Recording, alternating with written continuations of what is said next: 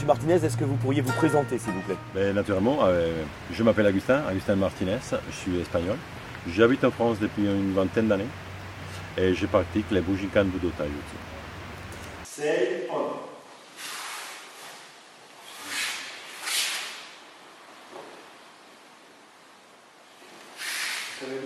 Qu'est-ce qui vous a amené à pratiquer cet art martial? Ce qui m'a amené à pratiquer, ça a été la multitude d'écoles qui s'y retrouvent dedans, la simplicité, hein, la simplicité de la forme, la simplicité de la technique et surtout les grands maîtres, Masaki Yatsumi, un grand maître énigmatique qui d'abord, il est toujours vivant. Et ça c'est important aujourd'hui. Je recule.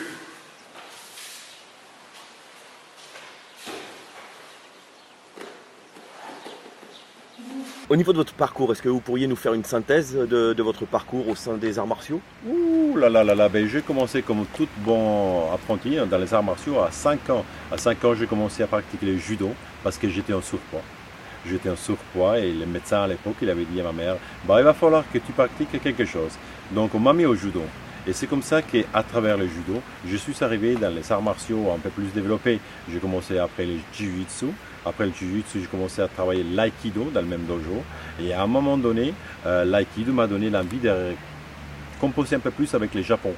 Okay? Et en allant au Japon pour pratiquer l'aïkido, je suis tombé par hasard sur des gens qui pratiquaient le Budo Taijutsu, donc les ninjutsu de l'époque.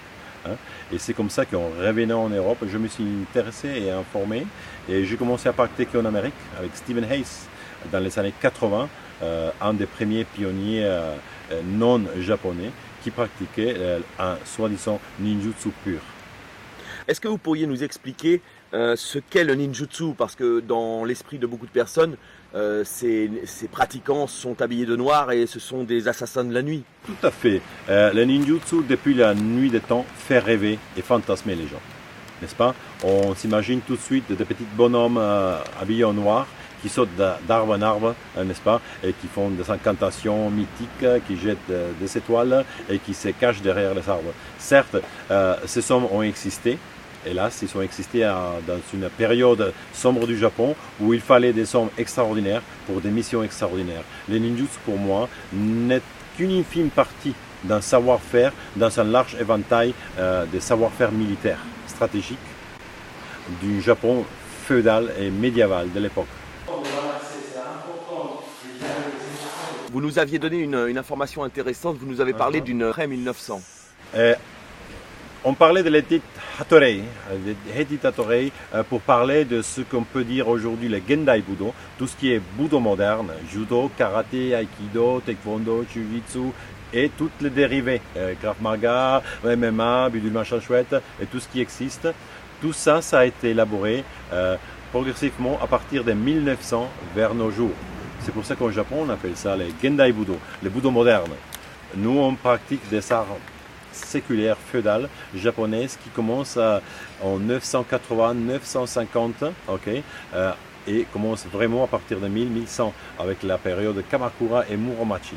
Okay, une période trouble du Japon où le Japon est en guerre et les besoins pour des samouraïs en armure et des besoins de guerre quotidienne s'est fait clamer tous les jours. Pour vous, quels sont les critères pour une bonne pratique et un bon pratiquant de ninjutsu? Déjà, un bon pratiquant, ça n'existait pas. Un pratiquant tout court, n'est-ce pas? Qu'il soit bon ou mauvais. Quand on arrive au ninjutsu, on a d'abord en tête ce qu'on veut faire. Ça veut dire certains ils veulent apprendre à se défendre, d'autres ils veulent tout simplement faire le ninja et d'autres veulent tout simplement passer un peu de bon temps.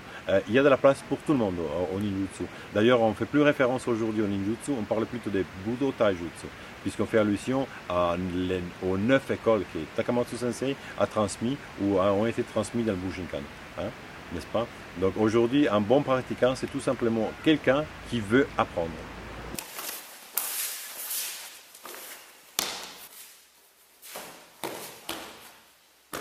Les principes de grade dans le Budo Taijutsu? À mon goût, il y en a un peu trop. Jigoro Kano avait commencé à une époque à instaurer les dan. Au Japon, aujourd'hui, on a des dan pour tout, même dans les cérémonies d'été, même dans le théâtre no, il y a des dan. Chez nous, aujourd'hui, nous avons 10 grades dites Q, donc grades élèves. Nous avons 15 grades, dites ceinture noire. Nous avons du 1er au 5e dan pour atteindre les grades de Shidoshi, le titre. Après, nous avons du 5e jusqu'au 10e qui nous permettent de devenir Shihan. Et après, on a des grades honorifiques qui vont du 11e jusqu'au 15e pour devenir Yugodan. Ce qu'aujourd'hui se traduit par être un vrai Shihan. C'est quelqu'un qui a compris l'art. En devenant 15e dan, on peut atteindre ce que nous on appelle au japonais les Menkyo Kaiden. Ça veut dire le maître ou le grand maître n'a plus rien à nous montrer ou a fait son travail. On arrive à ces grades aujourd'hui après 25, 30, 40 années de dur labeur. Voilà. Avez-vous vu déjà à cette distance quelqu'un frapper droit? Non. Vous verrez toujours à cette distance. Est-ce que vous pourriez nous parler aussi un petit peu de l'origine du kimono, pourquoi noir, et cette forme un peu particulière de vos chaussures, de vos chaussons?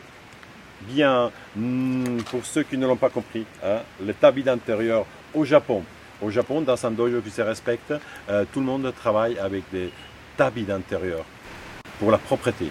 D'avant tout, la propreté, deuxièmement, parce que ça protège bien les pieds et ça nous permet de faire des choses qu'avec un pied nu on ne pourrait pas faire. C'est comme quand on met un gant, ça fortifie la stamina du pied. Et surtout, les pieds un peu moins. Pourquoi kimono noir? Kimono noir, il aurait pu être rose, il aurait pu être vert, n'importe quelle couleur. Nous avons choisi le kimono noir parce que dans les années 1970, tout le monde portait un kimono blanc. C'est normal au Japon. À un moment donné, pour pouvoir se différencier de tous les autres, nous avons choisi de passer à la couleur noire, puisqu'on était dans l'époque du Togakure-ryu, donc des ninjas, et qu'on attendait un petit peu des ninjas qui soient habillés en noir. Donc nous avons choisi le kimono noir. On aurait pu choisir un kimono bleu. La couleur fut choisie par le maître, on ne discute pas. Combien existe-t-il aujourd'hui de branches dans le ninjutsu? Des branches dans le ninjutsu. Combien d'arbres y a-t-il dans un bois? Il y en a beaucoup. Le ninjutsu n'a pas de branches. Aujourd'hui, il y a des gens qui disent le ninjutsu ci, le ninjutsu ça. Il y en a autant de branches qu'on veut en créer, n'est-ce pas? Pour moi, il y en a une seule, c'est celle de mon grand maître. Et c'est celle qui, je pense, être la genin. C'est les 5 composantes basiques qui font une bonne autodéfense. C'est le timing, c'est l'angle, la distance, la puissance et la vitesse. Quand on a ces 5 éléments et qu'on les travaille de pair, on atteint beaucoup plus vite un bon taijutsu, une meilleure articulation corporelle. Les fameuses armes particulières du ninjutsu comme les shaken, les shuriken. Si on parle que du ninjutsu, on va pouvoir dire qu'il y en a des centaines et des centaines d'armes différentes. Il faut savoir que les ninjas historiques, tel un agent spécial ou un soldat des forces spéciales, créent pour chaque mission les armes dont il en a besoin, selon s'il va grimper, selon s'il va plonger, selon s'il va creuser, n'est-ce pas? Donc ces armes ne sont pas appelées armes, ils sont appelés ningu, des objets, des outils de travail. Naturellement, tel MacGyver et ses outils sont multi-usages. Ils peuvent couper, ils peuvent tuer, ils peuvent creuser. Gauche, il s'en va, j'arrive jusqu'ici. J'ai mes mains ici et je le laisse rouler. Ça s'appelle une roulade en avant. Vous voyez comme il roule. Ce n'était pas la technique que je voulais vous faire. Je voulais tout simplement que les gens découvrent un petit peu qu'on peut rouler en avant. Rouler en avant, ça veut dire aussi, c'est réceptionner en avant. Il faut faire attention. On parle ici toujours, dans le message, d'autodéfense. Ça veut dire pas forcément des techniques. Vous faites la différence entre autodéfense et self-défense. Jusqu'à un certain point, on parlait de self-défense et autodéfense comme étant la même chose. Or, aujourd'hui, et grâce à l'avancée technologique, il y a tellement d'écoles, et ces écoles, ils montrent surtout une façon moderne du budo, la self-défense.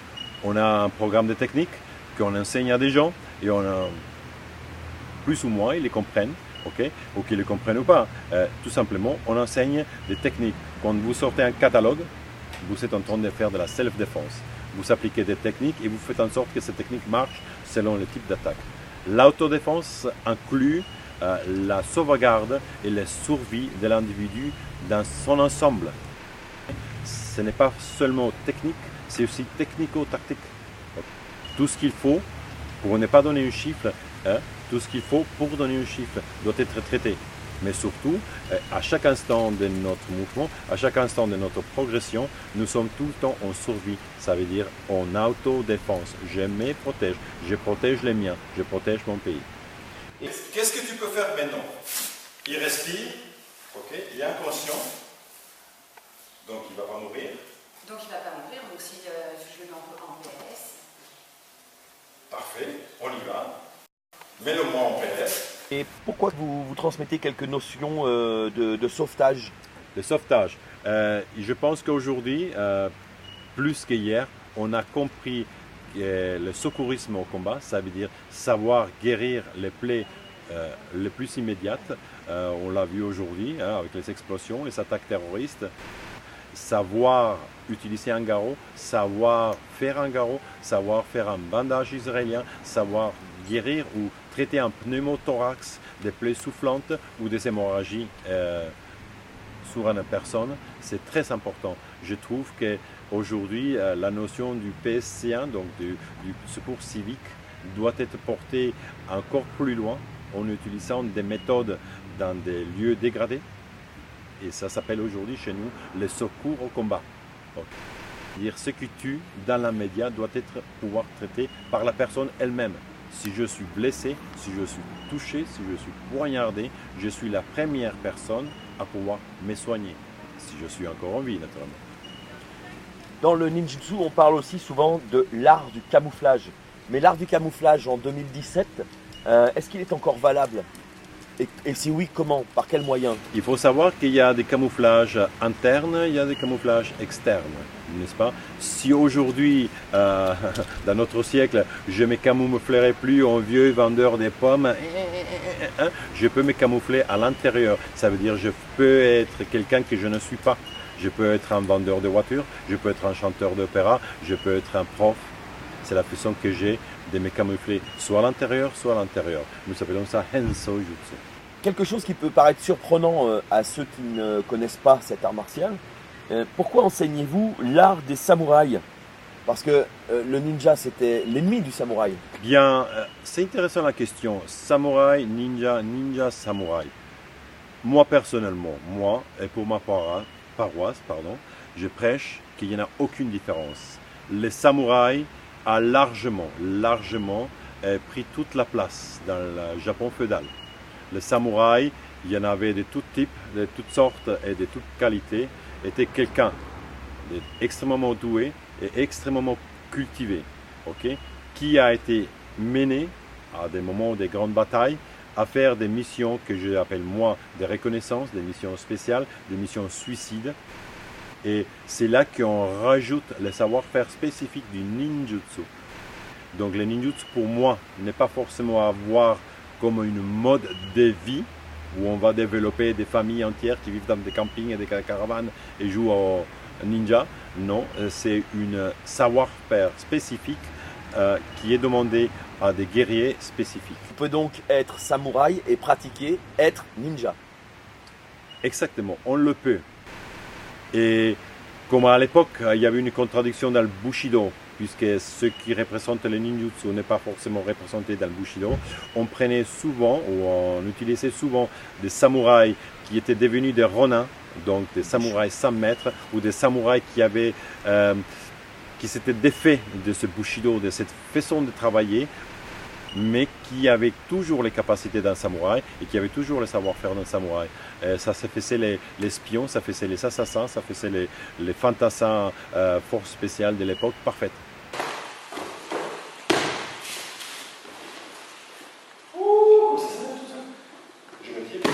Il y a aussi une notion très importante dans le ninjutsu et dans l'esprit des gens, c'est la notion d'invisibilité. Hein, Hollywood a su en tirer profit vu qu'il arrive à faire disparaître les ninjas dans un nuage de fumée, rire. Mais surtout, quelle est cette notion? Qu'est-ce qu'elle veut dire, cette notion d'invisibilité du ninja? Pour ceci, il faudrait se mettre par exemple dans le contexte historique de ceux qui parlaient de l'invisibilité. C'était rarement les ninjas qui parlaient d'invisibilité. Hein. On ne verra jamais un ninja dire « moi j'ai fait ci, j'ai fait ça ». Les ninjas ne font pas, les ninjas font. Hein. C'était les samouraïs qui parlaient mal du ninja. Maintenant, il faut se mettre dans le contexte historique d'un samouraï de haut rang, dans son yoroi. Dans son yoroi avec les kabuto, la casque, les masques et deux petits trous qui lui permettaient d'avoir un champ de vision très très réduit. Et dans ces champs de vision, on a une personne qui ne se met pas en face, qui ne se présente pas et qui surtout ne reste pas immobile pour que je puisse le frapper, ok, et qui surtout disparaît constamment de mon champ de vision. Je ne le vois pas, ok, je ne le vois pas. Et comme je ne le vois pas, je dis qu'il est invisible. Certes, quand on me frappe dans le dos, je ne l'ai pas vu. Naturellement, quand les samouraïs à l'époque parlaient d'invisibilité, personne disparaît. On disparaît tout simplement des champs de vision. C'est comme quand on a un cycliste à côté de la voiture et qu'il est dans l'échappement. On ne le voit pas, mais il est là.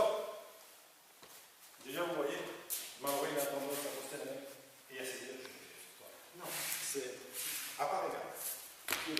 Au sein de votre enseignement et de votre école de ninjutsu, de Tai Bujutsu, quelles sont les exigences que vous demandez à vos élèves et quelles sont les exigences que vous leur enseignez?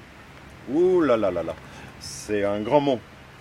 Déjà d'abord, je ne peux pas parler proprement d'élèves. Je fais aujourd'hui un choix d'enseigner un large spectre des gens qui sont mes élèves ou qui ne le sont pas.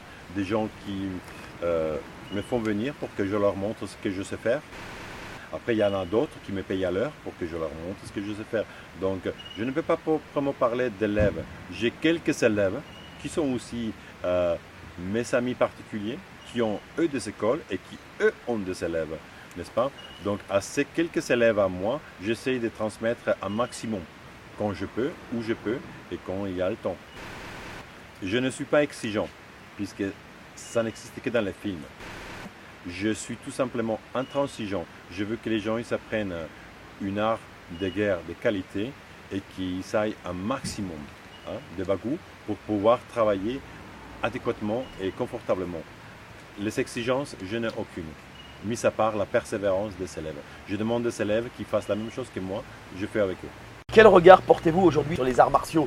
Donc ceux certainement d'après 1900, les arts martiaux dits modernes. On parle des arts martiaux modernes. J'ai moi-même pratiqué pendant beaucoup d'années des arts martiaux modernes. Je suis de l'avis qu'ils sont très bien, ils sont faits pour un large public. Naturellement, dans ces larges publics, il y aura toujours des gens qui vont se démarquer, qui vont vouloir plus, qui vont vouloir chercher plus, qui vont vouloir rechercher plus, s'intéresser plus au Japon, plus à l'histoire et aller un peu plus au-delà que du simple art martial à connotation japonaise sportive.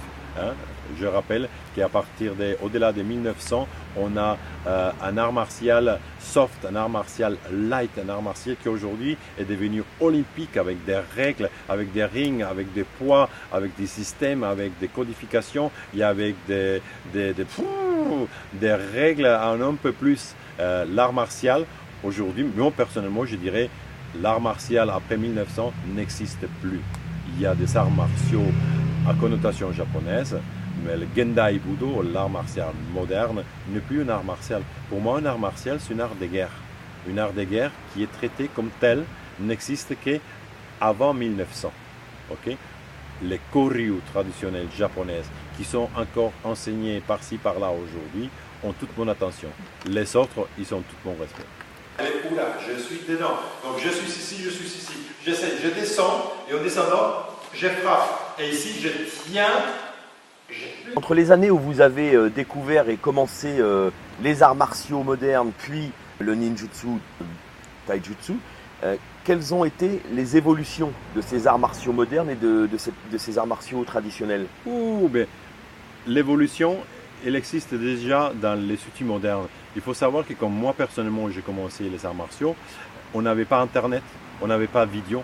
Je me rappelle les premières vidéos qui sont sorties, c'était les cassettes Betamax. C'était des appareils énormes, donc personne où presque personne n'avait des appareils comme ça. Ça veut dire qu'on avait très peu de l'audiovisuel, on avait très peu de l'écrit, puisque tout était en japonais et que peu de traductions sortaient. Ça veut dire que l'information, quand j'ai commencé, était très restreinte. Je me rappelle aussi qu'à l'époque, quand on sortait d'un séminaire, on s'est posé la question quand il y en aurait un prochain. Alors qu'aujourd'hui, quand je sors d'un séminaire, je me demande à quel séminaire je vais aller le prochain week-end. Il y a eu donc une évolution audiovisuelle, moderne, technique.